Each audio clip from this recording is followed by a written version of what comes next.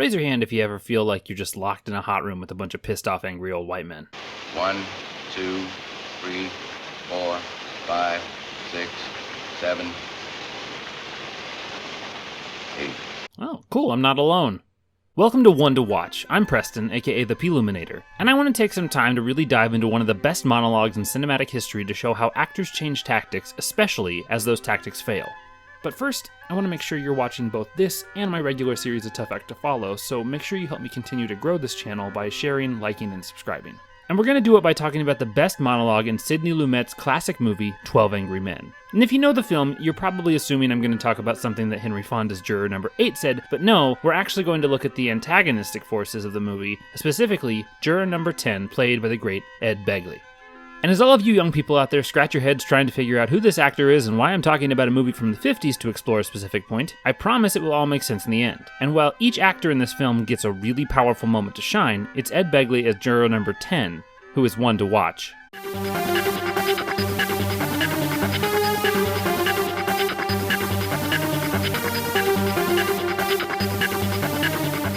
Now, if you haven't read, seen, or heard of 12 Angry Men, first of all, shame on you. Okay, not really, I understand, life is short, we're all different, this movie is over 60 years old, it's not like you had a lot of time to see it. But genuinely, it is a masterpiece, quite possibly one of the best movies that's ever been created. 12 men are on the jury for a murder trial and have to decide whether to commit a young man to a potential death sentence or let him go. Fonda's Juror number 8 is the lone holdout in an otherwise unanimous guilty jury, and over the course of the movie he convinces his fellow jurors one by one that the boy's case shows a measure of reasonable doubt. Until there are only a few holdouts who all have their reasons, Begley's number 10 is the cynical old man who has seen enough of these kids to know that they are all the worst parts of society. He has those beliefs that the poor did something to deserve it, the struggling are just lazy, and every single one of them is exactly the same. And his opinion's not very hidden, he's very vocal about it throughout the movie, he's almost proud of it even. And then we get to this scene. Now they've been holding votes throughout the movie, and at this point they've held another one, which is now 9-3 for not guilty. The only holdouts are jurors 3, 4, and 10. 3 for an unnamed personal bias based on an unnamed event, 4 because he can't quite quantify the logic in the vote, and 10 because of the reasons mentioned above. He's made up his mind about these kids, and he has a clear and clouded viewpoint. And this comes into conflict with several of the other jurors. 11 is an immigrant who had to work hard in America. 5 was one of those kids that 10 seems to think so little of, and a couple of the others are showing severely waning patience for 10's continuously redundant outbursts. And by now, we're about 90% of the way through the movie. The vote comes up with 3 more jurors having changed their vote, and then 10 just loses it. I don't understand you people.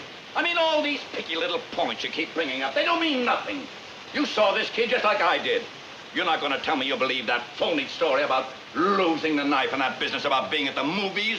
Look, you know how these people lie? It's born in them. Now here's where we get into the details. This is a tactical choice for 10. These other jurors need to hear the truth, and so he is demanding that they take him seriously and listen to what he's saying. This is what we're going to call tactic number 1, and we're going to call it demanding. This lasts until about the time that juror number 5, the one who was one of those little punks, gets up and turns his back on 10. No, sir. They get drunk. Oh, they're real big drinkers, all of them. You know that. And bang, someone's lying in the gutter. Well, nobody's blaming them for it. That's the way they are, by nature. You know what I mean? Now he's debating, specifically with 5, even though 5 isn't saying anything in return. He's assuming 5's position, and he's making sort of counter-arguments in anticipation of some response that he might get in protest. And he's slowly starting to hear himself as he speaks. And then this lasts until about the time that 9 and 11 both get up almost simultaneously. Where are you going? Human life don't mean as much to them as it does to us. Look, they're lushing it up and fighting all the time, and now he's trying to connect with them. He's trying to get them to listen to him. He stopped just stating what he thinks are his facts and is trying to bring them into his way of thinking, showing them that all of the men in the room are alike, which is something that this movie has been working very hard to prove is not true at all. They couldn't be more different. And as his desperation grows, 10 sees this, and you can tell that he's starting to grasp at straws. If somebody gets killed, so somebody gets killed. They don't care. Oh, sure, there's some good things about them, too. Look, I'm the first one to say that. I've known a couple who were okay, but that's the exception, you know what I mean? Not to get too political, but the phrase, some good things about him too, that's a move we see more and more from modern politicians. It's a tactic to try and ward off potential damage and appear politically correct before it's already been overdone. 10 knows he's dividing these men from him, and he's trying to patch the wound before it grows, and he's losing them completely. And this carries forth not so much in his words, but in his demeanor. So we're going to call this potential tactic damage control. Most of them, it's like they have no feelings. They can do anything. What's going on here? Well, I'm trying to tell you, you're making a big mistake, you people. This kid is a liar. I know it. I know all about them. Listen to me. They're no good. There's not a one of them who's any good. And it's right here that he really tries to reel them in by saying that the jurors are now making a mistake not listening to the thing that he's trying to sell them on. He's trying to sell them on his specific view and they just don't want it. He's saying that he is right and they can't see it, and it's no longer about pacifying their opinions. They have to stop being blind to the truth as he sees it. But the more he does this, the more he continues to lose. I mean, what's happening in here? I'm speaking my piece and you... Listen to me.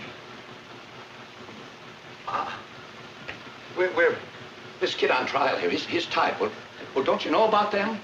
And this is where the major change happens. In Ten's head, he's been right the whole time. But now he's being really forced to see that maybe he's not. Maybe he's in the minority, and it's starting to render him speechless. He's stumbling over his words. It's paralyzing him in a way he hasn't grappled with before, because probably no one stood up to him like this. Listen to me. Listen. I have. Now sit down and don't open your mouth again. Someone trying to tell you.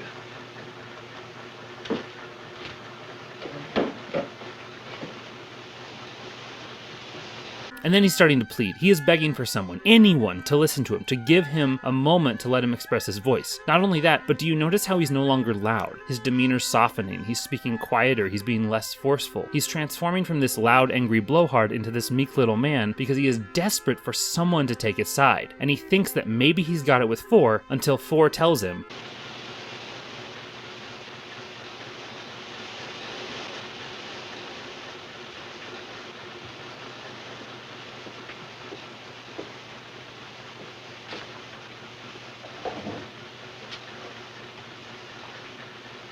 and then he ends the scene in a really interesting place. He's afraid. He is scared. He is alone. He's doubting everything that he believed only minutes ago. And this is a very real reaction. He can no longer even think about winning this argument. He's now just looking back at his own life and questioning everything about how he's lived it. And yeah, he's being incredibly vulnerable, and that vulnerability is terrifying. And it's likely something that, again, Ten hasn't probably had to grapple with before because no one's pushed him on this. And this monologue ends in a really interesting and powerful way, and it's really cool to watch how he tactically tries to win and ultimately fail. And when you watch this journey, it really does make Ed Begley's performance as juror number 10 one to watch.